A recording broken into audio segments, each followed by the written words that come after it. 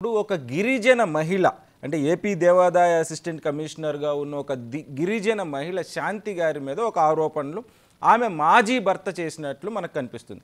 అంటే అందులో నిజాలు తెలుసుకోకుండానే ఆ సదరు వ్యక్తిని పబ్లిసిటీ ఇవ్వడం, ఆ సదరు వ్యక్తి చేసిన ఆరోపణలకి బయటపెట్టి ఆమె వ్యక్తిగత జీవితానికి భంగం వాటిల్లేలాగా ఇప్పుడున్న పరిస్థితులు కనిపిస్తున్నాయా లేదా? ప్యానెల్లో ఉన్న సభ్యులందరికీ కూడా నమస్కారాలండి. కానీ ఇక్కడ మనం ఆయన భర్త ఇచ్చిన స్టేట్మెంట్ ఎందుకు మీరు పరిగణలోకి తీసుకోకూడదని అంటున్నారో అర్థం కావట్లేదు. అంటే అక్కడ వచ్చిన వ్యక్తి ఎవరనేది విజయసాయి రెడ్డి గారి పేరు ప్రస్తావించారని తీసుకోకూడదు అంటున్నారా? ఎందుకు ఇప్పుడు ప్రతి వాళ్ళ విషయంలోనూ ఒక గవర్నర్ కి మీద వచ్చిన నిన్నకే DNA టెస్ట్ చేశారు. మేడం ఒక్క నిమిషం, ఇక్కడ కాదు, అది కన్ఫర్మ్ అయింది, అది కన్ఫర్మ్ కూడా అయ్యింది. ఇప్పుడు దీనిలో ఒకవేళ తప్పు ఒప్పు అనేది మీరు పక్కన పెడితే మనకు లీగల్ గా ఎందుకు ప్రొసీడ్ అవ్వకూడదు? సో దీన్ని ఎందుకు మీరు ఖచ్చితంగా ఇది విజయసాయి రెడ్డి పక్కనే తప్పు జరగలేదు అనేది మీరు కొంతమంది ఇప్పుడు మీడియా మీద నెట్టుతున్నారండి. మీడియా మీద నెట్టాల్సిన అవసరం ఏం లేదు. అట్లా అనుకుంటే సాక్షిలో రోజు నిద్రలేస్తే వచ్చేదే తప్పుడు వార్తలు. సో అట్లా అనుకుంటే సాక్షి మీడియా ఎవరు చూడకూడదు కదా, ఎందుకు చూసారని అంటున్నారు. ఇప్పుడు ఎవరి అవసరాలు తగ్గట్టు వాళ్ళు మాట్లాడటం కాదండి. ఈ రోజు తెలుగుదేశం వస్తే అంటే ఈ ప్రభుత్వాన్ని ఏమీ పని చేయట్లేదని చెప్పి ప్రజలు అడుగుతారని చెప్పి ఇది బయట తీశారంటే ఇట్లాంటి న్యూసెన్స్లు చేయాల్సిన అవసరం తెలుగుదేశం పార్టీకి లేదు. జరిగింది ఏదైనా ఉంటే వాళ్ళు చూసుకోవాల్సిన విషయం. దానికి మీడియాని తప్పు పట్టాల్సిన అవసరం లేదండి. ఒక్కవేళ మీది కరెక్ట్ అని అనుకున్నప్పుడు సో ఆయన కేసు వేయొచ్చు, సో DNA టెస్ట్ చేయించవచ్చు. సో మెడికల్ పరంగా ఎంతో అభివృద్ధి చెందింది. సో ఎందుకు దాని గురించి ఆలోచించకుండా మీడియా మీద ఫోకస్ చేయటము తప్పు, దాన్ని ఏదో తెలుగుదేశానికి ఆపాదించడం కూడా తప్పు. ఇది తెలుగుదేశానికి సంబంధించిన విషయం కాదు. లత గారు ఒక్క నిమిషం నేను చెప్పనండి. ఇక్కడ మీరు ఇందాక కోట్ చేసినట్టు గవర్నర్కి సంబంధించినప్పుడు కూడా DNA టెస్ట్ చేశారు అని అన్నారు. గవర్నర్కు సంబంధించినప్పుడు DNA టెస్ట్ చేసింది కూడా ఆ కుటుంబం లేదు, ఆ స్త్రీ ఆ కొడుకు వాళ్ళు అభియోగం చేసినప్పుడు. ఇక్కడ ఆ వ్యక్తి ఆ మహిళ ఎలాంటి ఆరోపణలు చేయట్లేదు, ఆమె DNA టెస్ట్ కోరట్లేదు. ఇక్కడ ఆమె మనం కరెక్ట్గా అర్థం చేసుకోవాల్సిన విషయం ఏంటంటే ఎప్పుడైనా ఆ స్త్రీ నాకు ఇలాంటి మోసం జరిగిందని బయటకు వస్తే అప్పుడు DNA టెస్ట్కి వెళ్ళే అవకాశం ఉంటుంది తప్ప ఎవరో ఒక మాజీ భర్త, అది 2016లో వదిలేసిన ఒక ఆయన, అంటే భారతదేశంలో ప్రతి స్త్రీ మీద ఆరోపణలు వచ్చే అవకాశాలు ఉంటాయి. అప్పుడు ప్రతి స్త్రీ మీద మనం DNA టెస్ట్కి వెళ్ళలేం. అలా కాదు కదా, ఎవరి మీద చేస్తున్నారు ఆరోపణలు అనేది తీసి పక్కన పెట్టండి. అక్కడ విజయసాయి రెడ్డి గారు ఉండొచ్చు, ఇంకొక ఆయన ఉండొచ్చు, మనం ఎవరికి సపోర్ట్ కాదు. మైక్ టీవీ అసలు ఏ పార్టీకి సపోర్ట్ కాదు. నా క్వశ్చన్ ఏంటంటే ఒక స్త్రీ మీద ఆరోపణ వచ్చింది, ఆ స్త్రీ మీద ఆరోపణ చేయగలిగిన హక్కు ఆ సదరు వ్యక్తికి ఉందా లేదా అన్నదే నా క్వశ్చన్. ఇప్పుడండి ఆ మాజీ భర్త అంటే నేను ఆయనతో ఉన్నప్పుడు ఇలా జరిగిందనేది ఆయన బయట చెప్తున్నాడు. సరే, ఆయన మీద పోలీస్ కంప్లైంట్ ఇవ్వమనండి. ఇదంతా తప్పు అని చెప్పేసి అమ్మాయిని పోలీస్ కంప్లైంట్ ఇవ్వమనండి. ఎందుకు ఇవ్వరు? ఎందుకు యాక్షన్ తీసుకోలేరు? సో ఆయన దగ్గర ఉన్న ప్రూఫ్స్ ఆయన చెప్తున్నారు, ఈ అమ్మాయి ఈవిడ దగ్గర ఉన్న ప్రూఫ్స్ ఈవిడ చెప్తుంది. సో ఎందుకు యాక్షన్ తీసుకోవడానికి ఎందుకు భయపడుతున్నారు? కంప్లైంట్ ఇవ్వమనండి. నిజ నిర్ధారణ ఏదో జరుగుతుంది కదా. ఖచ్చితంగా నిజ నిర్ధారణ జరగాలి, అది వేరే విషయం మేడం. ఆ లోపలే ఆమె వ్యక్తిగత జీవితాన్ని మొత్తాన్ని రోడ్డు మీద కీడ్చే హక్కు వీళ్ళందరికీ ఉందా? ఖచ్చితంగా ఎవరి ప్రైవసీ వాళ్ళకు ఉంటదండి, కాదనట్లేదు. సో కానీ ఇక్కడ ఏంటంటే అతను ఒక MP స్థానంలో ఉన్న వ్యక్తి, అదే పార్లమెంట్ ఎంపీగా పోటీ చేసిన వ్యక్తి. సో అలాంటప్పుడు ఖచ్చితంగా బాధ్యత ఆయన మీద వచ్చినప్పుడైతే ఆయన కూడా దానిలో ఇన్వాల్వ్ అయ్యి నా మీద ఇలాంటి నింద ఎందుకు వచ్చింది అనేది ఆయన క్లారిటీ ఇవ్వాల్సిన అవసరం కూడా ఉంటది. సో ఎవరిని ఇప్పుడు ఒక ఎంపీగా పోటీ చేసిన వ్యక్తి, గతంలో ఆయన ఒక మన ప్రజా నాయకుడిగా కూడా మనం చూసాము. అలాంటప్పుడు ఆయన మీద నింద వచ్చినప్పుడు ఆయన కూడా దానికి ఇది కరెక్ట్ కాదని చెప్పుకునే అవకాశం కూడా ఆయనకి ఉంటది. సో నిజమేదనేది తేలాల్సిన అవసరం కూడా ఉంటది కదా. దీనిలో ఎవరిని ఇప్పుడు మీడియా అనలేము. ఇంకొకటి ఏదో వచ్చి మా పార్టీలో ఇప్పుడు మాకు అధికారం వచ్చే 1 month అయిందండి. దీనిలోనే వీళ్ళు ఎందుకు భుజాలు తడుముకుంటారు? మా మీద నిందన తోయటానికి ప్రయత్నించే అవసరం ఏంటి? సో మాకు ఇట్లాంటి విషయాల అవసరం ఏంటండి? ఏమైనా అర్థం ఉందా? దీనిలో ఎవరు ఉన్నారో వాళ్ళని చూసుకోవాలి కానీ అతను ఎందుకు అలాంటిది చెప్పాడు, సో దానిలో ఆయన దగ్గర ఏమన్నా సాక్ష్యాలు ఉన్నాయా, సో అలాంటి గురించి ఆలోచించుకోవాలి. ఇప్పుడు మామూలు విషయం అయితే దీని గురించి ఎవరు పట్టించుకొని ఉండరేమో మేబీ. ఎందుకంటే ఆవిడ గురించి కాకపోతే అక్కడ వచ్చింది ఎంపీ విజయసాయి రెడ్డి గారి పేరు మీద వచ్చింది ఆ నింద.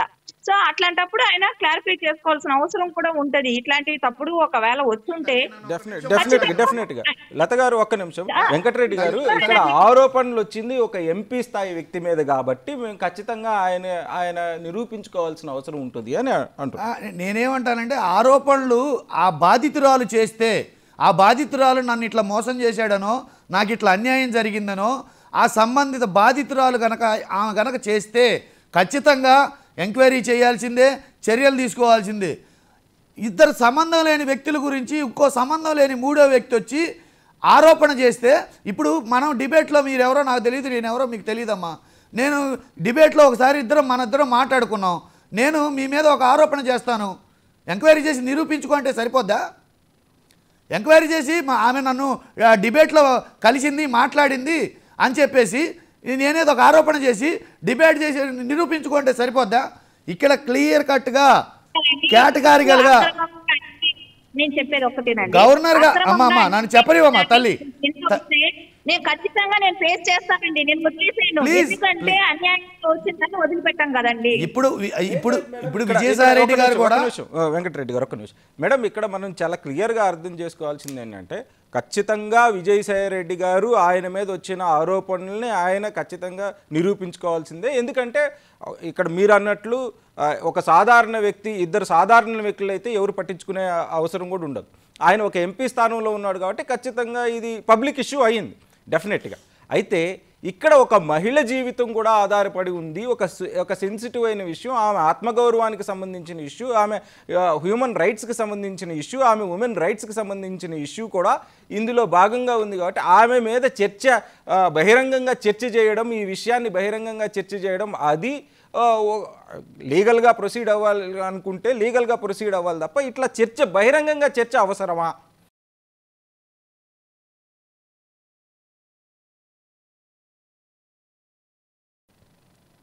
అది ఇంకొకటి విషయం ఏంటంటే అండి, ఇక్కడ ఆమె చెప్తుంది బహిరంగ చర్చ కూడా కాదు, ఇక్కడ డైరెక్ట్గా అబ్యూజింగ్గా సంబంధం లేకుండా ఎంత అబ్యూజింగ్ వర్డ్ లాంగ్వేజ్ తోటి ఎంత వ్యక్తిత్వ హననం చేసేటట్టు, అసలు ఇంకొకరితో అక్రమ సంబంధం ఉందని ఒక లేడీని నువ్వు ఇంకొకరితో అక్రమ సంబంధం పెట్టుకున్నావని ఏ సంబంధం లేని వ్యక్తి మీడియాలో ఫోకస్ చేసి మీకు ఎలా కలిశారు, ఆ బిడ్డ ఎవరు అని అడిగే హక్కు, ఒక మహిళను అడిగే హక్కు అదర్ పర్సన్కి ఉంటుందా అనేది క్వశ్చన్. ఉంటుందా? అది మీడియా అవ్వచ్చు ఇంకెవరైనా అవ్వచ్చు. నీ బిడ్డ నీకే పుట్టాడా, ఇంకెవరికన్నా పుట్టాడా అని అడిగే అర్హత ఒక మహిళని క్వశ్చన్ చేసే హక్కు ఈ మన భారతదేశంలో ఆమెని నిలదీసే హక్కు ఎవరికన్నా ఉంటుందా? చట్టంలో ఫెసిలిటీ ఉందా? ఒక్క నిమిషం లత గారు చెప్పండి. ఒక ఎంపీ మీద వాళ్ళు అలాంటి ఎలిగేషన్ వేసేటప్పుడు వాళ్ళు అన్ని రకాల ఆలోచించుకుంటారు. ఎలిగేషన్ అన్నా కావచ్చు, నిజమని అవ్వచ్చు, అది ఎవరికి తెలియని విషయం. సో మాకు నేను ఒక విషయం చెప్తున్నాను. అలాంటప్పుడు ఒకళ్ళ గురించి వాళ్ళు మాట్లాడేటప్పుడు పలు రకాలుగా వాళ్ళు అన్ని చూసే మాట్లాడతారు. అంత ఈజీగా ఆయన ఏమన్నా సాధారణమైన వ్యక్తి కాదు కదా, ఒక ఎంపీ స్థాయిలో మొన్న పోటీ చేశాడు, ఆల్రెడీ గతంలో ఎంపీగా ఉన్న వ్యక్తి. అలాంటి వ్యక్తి మీద ఒక నింద వేసేటప్పుడు వాళ్ళ దగ్గర ఆధారాలు లేకుండా అయితే చేయరు కదా. సరే వాళ్ళ దగ్గర ఏం ఆధారాలు ఉన్నాయి, ఏమున్నాయి అనేది కంప్లైంట్ ఇవ్వండి. ఇప్పుడు విజయసాయి గారు సామాన్యమైన వ్యక్తి కాదు, కంప్లైంట్ ఇవ్వచ్చు. దీన్ని ఫార్వర్డ్ చేసి దాంట్లో అసలు ఏం జరిగింది ఏంటనేది మాట్లాడచ్చండి. కానీ నేను చెప్పేది, ఎవరు సాధారణ వ్యక్తి అయితే ఆవిడ గురించి ఎవరు మాట్లాడరు. అది ఒక ఎంపీ స్థాయి వ్యక్తి కాబట్టి మాట్లాడుతున్నారు. ఒక నింద వచ్చినప్పుడు దాన్ని కాదని నిరూపించుకునే అవసరం కూడా ఆయనకు ఉంటుందండి. ఇప్పుడు మామూలుగా అయితే వేరు కదా, ఎట్లా జరిగింది, ఏం జరిగింది, ఎందుకు జరిగింది అనేది అయితే ఖచ్చితంగా ఆయన ఇప్పుడు 2 రాష్ట్రాల ప్రజలు, తెలుగు వాళ్ళు ఎక్కడున్నా కూడా అందరూ దీని గురించి చర్చించుకుంటున్నారు ఇప్పుడు. సో అలాంటప్పుడు ఒక క్లారిటీ అనేది రావాలి కదా. సో ఎట్లా ఎందుకు జరిగింది అనేది అయితే కాబట్టి ఒక మహిళ జీవితం ఆధారపడి ఉంది అనే ఒక సెన్సిటివ్ విషయం మర్చిపోతుందా సమాజం అనేది క్వశ్చన్. ఏమండి ఇప్పుడు మీరు ఇంత మహిళ గురించి ఇన్ని చెప్తున్నారు, ఇన్ని బాధలు చెప్తున్నారు, వైసీపీ నాయకులేనా? అసెంబ్లీలో సంబంధం లేని వ్యక్తుల్ని దూషించిన రోజు ఇది ఏ మహిళల గురించి బయట ఖండించాలి. వచ్చిన డెఫినెట్ గా ఆ రోజు జరిగిన విషయాన్ని ఖండిద్దాము, దీన్ని కూడా ఖండిద్దాము అంటున్నాం. మాకు అప్పుడు మనం ఎవరిని ఎంకరేజ్ చేయలేదు, అప్పుడు అది కరెక్ట్ అని మీడియా చెప్పలేదు. ఈ రోజు వీళ్ళ దాకా వస్తే మటుకు ఒకటి, ఇంకొకరి దాకా వస్తే ఒకట. తెలుగుదేశం నాయకుల మీద మహిళల మీద ఎన్ని రకాలుగా మాట్లాడారు. ఆ రోజు ఏమైందండి? ఆ రోజు ఎవడు మాట్లాడలేదు కదా. తెచ్చారంటారా మీరు? తల్లి దానికి రివెంజ్ గా ఈ ఇష్యూను బయటికి తీసామని చెప్తున్నారా మీరు? మీ పార్టీ తరఫున మీరు అది చెప్పదలుచుకున్నారా? అవసరం లేదండి. దానికి రివెంజ్ కారంగా అంటే మీరు ఏదడిగినా పసిపాప రేపు ఎందుకు జరిగిందంటే గత ప్రభుత్వంలో జరగలేదా? పలాని పాప శవం కనపడలేదంటే గత ప్రభుత్వంలో చేయలేదా? ఇప్పుడు ట్రైబల్ మహిళ మీద ఈ ఆరోపణలు ఏంటి అంటే గత ప్రభుత్వంలో మీరు చేయలేదా అని చెప్పేసి, అంటే మీరు ఎంతసేపు ఉన్నా గత ప్రభుత్వంలో ఉన్న దొంగ ఎవరంటే భుజాలు తట్టుకున్నట్టుంది మీరు చెప్పే చందన్. అట్లా కాదండి. ఇప్పుడు నేను ఎవరికి సంబంధం లేదు. ఆవిడ ఒక టెంపుల్ ఇదైనా ఏదైనా ఆవిడ గురించి ఎవరు అంటే ఈ రోజు లైవ్ లైట్ లేక ఎందుకు వచ్చింది? విజయసాయి రెడ్డి గారి పోలాన్ని ఆవిడ మా గురించి మాట్లాడుతున్నారు కానీ, లేదంటే ఆవిడ ఎవరైనా మాట్లాడరండి. ఆయన మీద వచ్చిన నిందకి ఈవిడ గురించి చెప్తున్నారు కానీ, లేదంటే ఈవిడ గురించి ఎవరు మాట్లాడరు. అది ఆయన నేను చెప్పేది ఒకటేనండి. దీనిలో ఎవరు కూడా దీనిలో న్యాయం ఎటుంటే అటు వెళ్తుంది. ఇప్పుడు ఆయన ఒక కంప్లైంట్ ఇవ్వమనండి, ఆయన దగ్గర ఏ సాక్ష్యాలు ఉన్నాయో చూపెట్టమనండి, వాళ్ళ దగ్గర ఏమున్నాయో చూపిస్తారు. అట్లా చట్టంగా పని చేసుకుపోతుందే కానీ దీన్ని అనవసరంగా తెలుగుదేశం వాళ్ళకి ఆపాదించి వీళ్ళు చేసిన పనులన్నీ ఒప్పులైపోతాయని అనుకోవద్దండి. ప్రతిదానికి ఒక మహిళ అంటే ఆ మహిళని తెలుగుదేశంలో ఎంతమంది మహిళల్ని ఇదే విధంగా బాధ పెట్టారు అది నేను చెప్తున్నాను.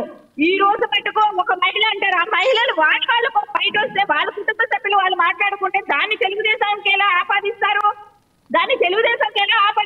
ఏదుంటే వాళ్ళు కేసులు పెట్టుకుంటారు. దానికి సమాధానం చెప్పాల్సింది విజయసాయి రెడ్డి గారు.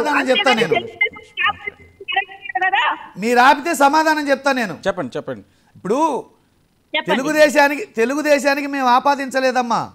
తెలుగుదేశానికి మీరే ఏమంటున్నారంటే చర్యలు ఎందుకు తీసుకోవట్లేదు, ఇలాంటి వార్తలు వస్తుంటే ప్రభుత్వం అధికారంలో ఉండి చర్యలు ఎందుకు తీసుకోవట్లేదంటే గత ప్రభుత్వంలో మీరు చేయలేదని మీరే మీదకు తెచ్చుకున్నారు. మీ అంతటి మీరే గత ప్రభుత్వంలో మీరు చేయలేదా? గత ప్రభుత్వంలో మీరు అంటే రివెంజ్ కోసం ఈ ఇష్యూని బయటికి తెచ్చారా? రివెంజ్ తీర్చుకోవడం కోసం ఈ ఇష్యూని బయటికి తెచ్చారా? విజయసాయి రెడ్డి గారు ఎంపీ కాబట్టి మీరు ఒక మహిళని అని కూడా చూడకుండా, ఒక ట్రైబల్ మహిళ సామాన్యురాలు అనేది కూడా చూడకుండా ఆ మహిళ జీవితాన్ని పణంగా పెట్టారా? విజయసాయి రెడ్డి గారి మీద రివెంజ్ తీర్చుకోవడానికి, వైఎస్ఆర్ కాంగ్రెస్ పార్టీ మీద రివెంజ్ తీర్చుకోవడానికి, ప్రతిపక్షం మీద రివెంజ్ తీర్చుకోవడానికి ఆ మహిళని పావుగా వాడుకున్నారా? ఆ మహిళ జీవితాన్ని ఒక ఎంపీగా పోటీ చేసిన వ్యక్తి, గతంలో ఎంపీగా ఉన్న వ్యక్తి, ఆయన మీద వచ్చిన నింద ఆయన క్లారిఫై చేయాల్సిన అవసరం ఆయనకు ఉంటది. అంతేగాని మీరు మహిళని సింపతి చూపిస్తున్నారని నేను గతం 5 ఏళ్లుగా మహిళని ఏ రకంగా ఇబ్బంది పెట్టారని నేను చెప్పాను. దాన్ని మీరు మాటలు వక్రీకరించి మాట్లాడటం కరెక్ట్ కాదు. మీరు ఏదైనా సబ్జెక్ట్ మీకు తెలిసింది ఆయన గురించి మీరు ఏదైనా సపోర్ట్ చేయాలంటే చేయండి, మాటలు వక్రీకరించకండి. నేను మాట్లాడిన దానికి అర్థం తెలుసుకోలేకుండా మాట్లాడుతున్నారు మీరు. థ్యాంక్ యూ సూర్యదేవరలత గారు, థ్యాంక్ యూ వెంకటరెడ్డి గారు. అంటే ఇక్కడ మనం ప్రధానంగా చర్చించాల్సింది ఈ విషయం తీసుకుంది కేవలం 2 పార్టీలు ఒక మహిళ జీవితం చుట్టూ ఎలా రాజకీయాలు తిరుగుతున్నాయి అన్నదే తప్ప మనం ఎవరికి సపోర్ట్ కాదు. ఏదైనా ఒక ఎంపీ స్థానంలో ఉన్నప్పుడు ఆయన మీద వచ్చిన ఆరోపణలను ఖచ్చితంగా నిరూపించుకోవాల్సిన అవసరం ఆయనకుంటుంది. అలాగే ఇది ఇంత సున్నితమైన విషయాన్ని లీగల్గా ప్రొసీడ్ అవ్వాలే తప్ప రోడ్డు మీద పెట్టి ఒక మహిళ ఆత్మగౌరవాన్ని కించపరచడం అనేది కూడా పూర్తిగా ఖండించాల్సిన విషయమే. Thank you so much.